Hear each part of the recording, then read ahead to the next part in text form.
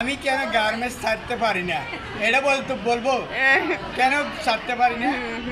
মানে আমি একটা ভালোবাসা মেয়ের বিয়ে করছিলাম এখন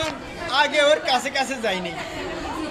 বিয়ের পরে তো সবাই বাসুর ঘরে যাইতে কি ওর মুখের ভিতরে ছি দুর্গন্ধ এখন কি ওরা আমি ছাড়তে পারবো এই গার্মেন্টস লাইফটা আমার এরকম হয়ে গেছে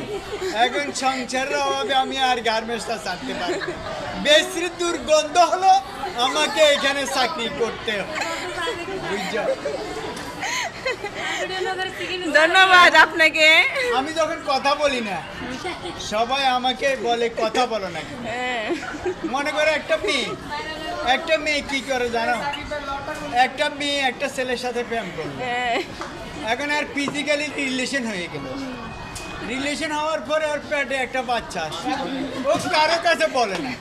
যখন পেটটা একটু একটু করে বড় হইতেছে তখন জনগণে জিজ্ঞেস করতেছে তোমার পেটটা এত বড় তখন সে বলে ফেলে না না এটা বলা যাবে না এটা বলা যাবে না এটা আর বলা যাবে না। এটা পার্সোনাল এটা বলা যাবে না।